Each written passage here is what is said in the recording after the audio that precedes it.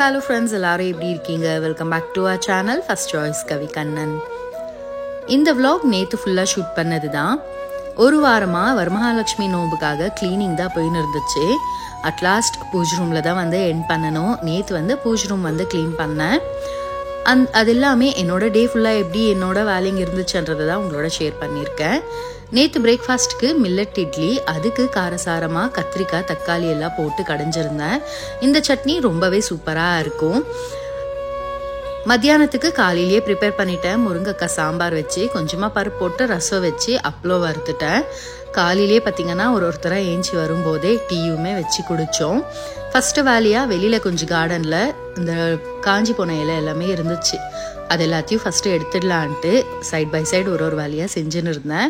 மோஹித் கிளம்புன உடனே கையோட வெளியில் க்ளீன் பண்ணிட்டேன். அதுக்கப்புறமா புத்தர் ஸ்டாச்சு கிட்டேயுமே க்ளீனாக தொடச்சி விட்டுட்டேன். அன்றைக்கி மோஹித்துக்கு வந்து ஸ்கூல் இருந்துச்சு. மௌரிஷாக்கு வந்து லீவ் தான். ரெடி ஆகிட்டு வந்த உடனே சரி காந்து சாப்பிடுவான்னு சொல்லிட்டு இட்லியும் ஊற்றி வச்சுட்டு இருந்தேன். நான் எப்போவுமே மில்லட்டில் வந்து மாவரைச்சாலோ இல்லாட்டி ராகியில் மாவரைச்சாலோ கொஞ்சம் ஸ்பைஸியாக செஞ்சோன்னா அவங்களுக்கு பெருசாக டிஃப்ரென்ஸ் தெரியாது. அதே இதுக்கு வந்து தேங்காய் சட்னி அந்த மாதிரிலாம் அரைச்சா வந்து டேஸ்ட் வந்து ரொம்ப இதுவாக இருக்குமா, அவங்களுக்கு பிடிக்கிறது இல்லை. அதனால் எப்போவுமே வந்து இந்த மாதிரி கத்திரிக்காய் கடைஞ்சது இல்லை தக்காளி கடைஞ்சது அந்த மாதிரி தான் செய்வேன். பிரேக்ஃபாஸ்ட் கொடுத்துட்டு நானுமே பிரேக்ஃபாஸ்ட் சாப்பிட்டுட்டு அதுக்கப்புறமா தான் பூஜை ரூம்குள்ளே வந்தேன். ஃபஸ்ட்டு வேலையாக பூஜை சாமான் எல்லாமே டப்பில் வச்சுட்டேன். அதுக்கப்புறமா இந்த ஆர்கனைசரில் இருக்கிற பாட்டில்ஸ் எல்லாமே எடுத்து ரீஃபில் பண்ணிவிட்டு அது எல்லாத்தையும் கழுவி வெயிலில் வைக்கணும். எந்த பூஜை ரூம் பார்த்திங்கன்னா ரொம்பவே குட்டி, ஏந்தான்னு தெரியல. எப்போவுமே எல்லா இடமும் பெருசாக கட்டுவோம், ஆனால் பூஜை ரூம் மட்டும் சின்னதாக இருக்கும். அது எதுக்குன்றது புரியல. நாங்கள் இந்த வீடு ஏற்கனவே கன்ஸ்ட்ரக்ட் பண்ணதை வாங்கினது தான், அதனால் எங்களுக்கு எதுவுமே செய்ய ஆப்ஷன் கிடைக்கல. பூஜை ரூமில் வந்து வைக்கிறதுக்கு இடமே இல்லை. அதனால நான் வந்து இந்த ஆர்கனைசரை தான் வாங்கியிருந்தேன். ரொம்பவே யூஸ்ஃபுல்லாக தான் இருக்குது. எனக்கு அந்த கதவு பின்னாடி கரெக்டாக அந்த கேப்புக்கு சூட் ஆகிற மாதிரி ரொம்ப நாளாக தேடின்னு இருந்தேன். அதுக்கப்புறமா தான் வந்து அமேசானில் இந்த ஸ்டாண்டு பார்த்து ஆர்டர் பண்ணியிருந்தேன். பூஜை ரூமில் எப்போவுமே வந்து பிளாஸ்டிக்கு அதுக்கப்புறமா ஸ்டீல் வந்து யூஸ் பண்ணக்கூடாதுன்னு சொல்லுவாங்க இல்லையா. அதனால பாட்டில்ஸ் எல்லாம் வந்து அப்படின்னா நம்ம மங்கள பொருள் எல்லாம் சேர்த்து வைப்போம் இல்லையா, அதெல்லாம் வந்து கிளாஸ் பாட்டில்ஸ் தான் ஸ்டோர் பண்ணி வச்சுருக்கேன். எனக்கு இந்த ஸ்டாண்டுமே ஸ்டீலில் ஏதாவது கிடைக்குமான்ட்டு ரொம்ப ட்ரை பண்ணேன். ஆனால் ஸ்டீலில் இருந்தாலும் எனக்கு அந்த ஸ்பேஸில் வைக்கிற மாதிரி கன்வீனியண்ட்டாக கிடைக்கல. அதனால் நான் பிளாஸ்டிக் ட்ரே தான் வந்து வாங்கியிருந்தேன். அந்த கரெக்டாக அந்த கேப்புக்கு சூட் ஆகிற மாதிரி கரெக்டாக இருக்குது. இப்போ பாட்டிலில் இருக்கிறது எல்லாமே இந்த கப்புக்கு வந்து ட்ரான்ஸ்ஃபர் பண்ணிடுறேன். எப்போவுமே பார்த்திங்கன்னா பேப்பரில் போட்டு அதை அதுக்கப்புறமா ரீஃபில் பண்ணும்போது ரொம்பவே கஷ்டமாக தான் இருக்கும். அதனால் நான் என்ன பண்ணுவேன்னா இந்த மாதிரி யூஸ் அண்ட் த்ரோ கப்ஸ் வருது இல்லையா, நார்மலாக வந்து கிச்சனில் நம்ம டீப் க்ளீன் பண்ணும்போது அதில் இருக்கிற ஐட்டம்ஸ் எல்லாம் கிச்சனில் யூஸ் பண்ணுற வெசல்ஸில் வந்து போட்டு வச்சுடுவோம். ஆனால் பூஜை ரூம் பண்ணும்போது அது என்ன இருந்தாலும் எச்ச சாமான் தானே, அதனால் அதில் போட எனக்கு மனசு வராது. எப்போவுமே இந்த மாதிரி யூஸ் அண்ட் த்ரோ கப்ஸ் வச்சுன்னு இருப்பேன். அதில் போட்டு வச்சிட்டோன்னா மறுபடியும் ரீஃபில் பண்ணும்போது ரொம்பவே ஈஸியாக இருக்கும். ஃபஸ்ட்டாக பார்த்திங்கன்னா அந்த கண்டெய்னர்ஸ் அதுக்கப்புறமா இந்த ட்ரே எல்லாத்தையுமே கழுவி வெயிலில் வச்சிட்டோன்னா பூஜை சாமான் வந்து பொறுமையாக கழுவலான்றதுக்காக ஃபஸ்ட் இதெல்லாமே கழுவிட்டேன். இன்றைக்குன்னு பார்த்து நல்லாவே வெயில் இருந்துச்சு. பெங்களூர்லன்னா கரெக்டாக பார்த்திங்கன்னா 15 நாளாக பகலெல்லாம் கொஞ்சம் இதுவாக இருக்கும், நைட் ஆச்சுன்னா அவ்வளோ மழை. ஆனால் எப்படியோ இன்றைக்கி பார்த்திங்கன்னா ஒரு 2 நாளாகவே வெயிலாக தான் இருக்குது, மழை இல்லை. நம்ம புண்ணியத்துக்கு அந்த சொல்லணும். ஏன்னா மழை பெஞ்சிட்டா என்னதான் வீட்டை க்ளீன் பண்ணாலும் அது க்ளீனாக இருக்கிற மாதிரியே ஒரு ஃபீல் இருக்காது. இப்போது இருந்த சாமான் எல்லாமே கழுவிட்டேன். மௌரிஷா இந்த வாட்டி வீட்டில் இருக்கவே பூஜை ரூம் துடைக்கிறது அதுக்கப்புறமா பூஜை சாமான் தொலைக்கி கொடுத்தேன்.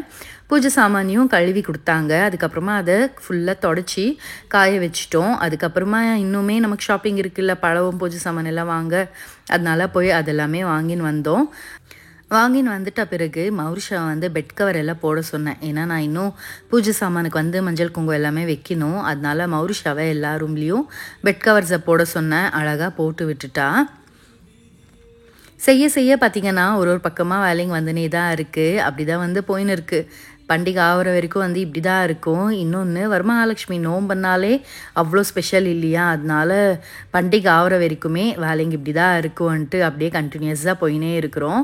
கடைக்கு எல்லாமே போயிட்டு வந்துட்ட பிறகு கை கால் மூஞ்சி கழுவின்னு அதுக்கப்புறமா மஞ்சள் குங்குமம் எல்லாம் ஃபில் பண்ணலான்ட்டு மறுபடியும் பூஜை ரூமுக்கு வந்தாச்சு.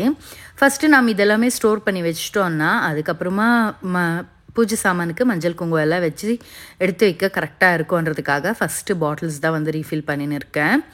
அது கிச்சனில் சரி, அதுக்கப்புறமா பூஜை ரூம்லேயும் எப்போவுமே மங்களகரமாக மஞ்சள்லேருந்து ஆரம்பிக்கலான்ற மாதிரி மஞ்சளை தான் ஃபஸ்ட்டு ஸ்டோர் பண்ணேன்.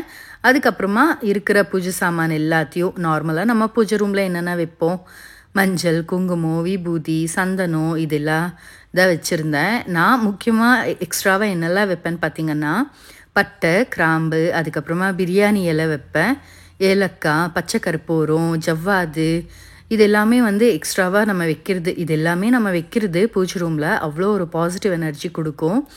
நம்ம பட்டை எல்லாமே இல்லை கிராம்பு இதெல்லாமே வந்து கிச்சன்லேருந்து எடுத்துக்கலாம். ஆனால் நம்ம நான்வெஜ் எல்லாம் யூஸ் பண்ணும்போது அதெல்லாம் எடுப்போம் இல்லையா, அதனால தனியாகவே பூஜை ரூமில் வந்து இப்படி வச்சுட்டு இருப்பேன்.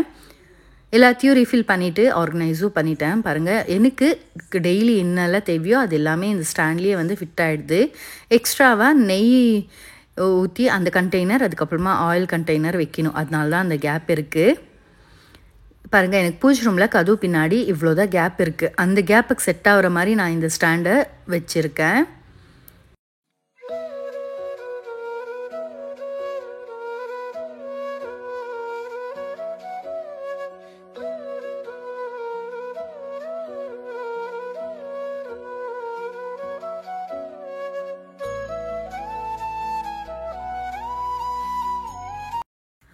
அடுத்தது சாமி ஃபோட்டோக்கு, அதுக்கப்புறமா பூஜை சாமானுக்கு எல்லாமே மஞ்சள் குங்குமம் வச்சுன்னு இருக்கேன்.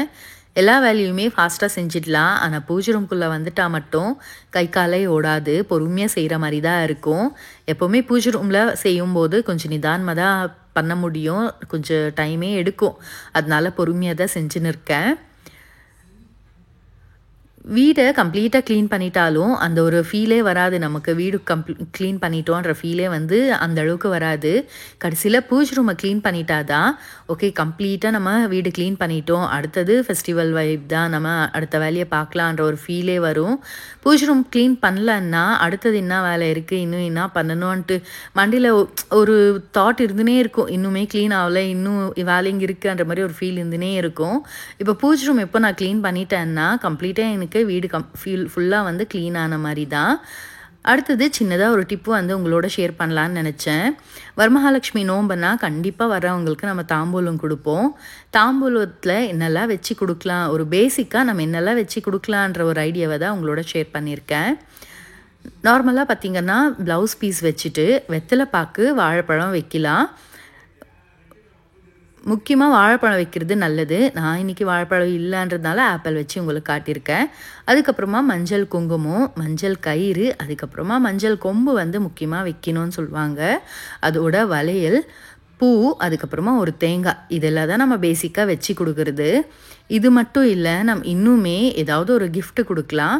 அது இல்லாட்டி நம்ம நெயில் பாலிஷ், லிப்ஸ்டிக், அதுக்கப்புறமா பொட்டு கொடுக்கலாம். இந்த மாதிரி பெண்களுக்கு என்னெல்லாம் பிடிக்குமோ, அம்மனுக்கு இதெல்லாம் பிடிக்குமோ, மருதாணி வைக்கலாம். இந்த மாதிரி அம்மனுக்கு என்னெல்லாம் பிடிக்குமோ அது எல்லாமே வச்சு கொடுக்குறது ரொம்ப நல்லது.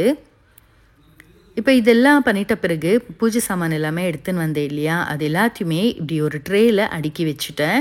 ஏன்னா நம்ம கவரில் இருந்து எது வேணும் வேணான்ட்டு தேடுறதுக்குள்ளே போதும்னு ஆகிடும். எல்லாமே இப்படி தட்டில் வச்சு ஆர்கனைஸ்டாக வச்சிட்டோன்னா நம்ம எடுத்து யூஸ் பண்ணும்போது டக்குன்னு எடுத்து யூஸ் பண்ணிக்கலாம். அதனால் அது எல்லாத்தையும் தட்டில் வச்சு விட்டுட்டேன். அதே மாதிரி டெக்கரேஷனுக்கு என்ன வேணுமோ அது எல்லாத்தையுமே எடுத்து வச்சுட்டேன். அடுத்தது பழத்தையும் இப்படி ஒரு தட்டில் வச்சுருக்கேன். இன்னுமே கழுவிட்டு தானே நம்ம தட்டில் வைப்போம். அதனால் இப்போதைக்கு கவரில் இருந்து எடுத்து ஒரு ட்ரேயில் போட்டு வச்சுருக்கேன். நாளைக்கு கழுவிட்டு அதுக்கப்புறமா தான் நம்ம தட்டில் அடுக்கணும். இப்படி தான் சின்ன சின்ன வேலையாக வந்து எல்லாத்தையும் செஞ்சு ரெடியாக வச்சுருக்கேன். அடுத்த விலாக் வரமகாலட்சுமி பூஜையை தான் பார்க்க போகிறீங்க. இதோட இந்த வீடியோவை முடிச்சுக்கிறேன். அடுத்த வர வீடியோவில் சந்திக்கலாம். Until then, it's bye from Kavita Kannan. Thank you.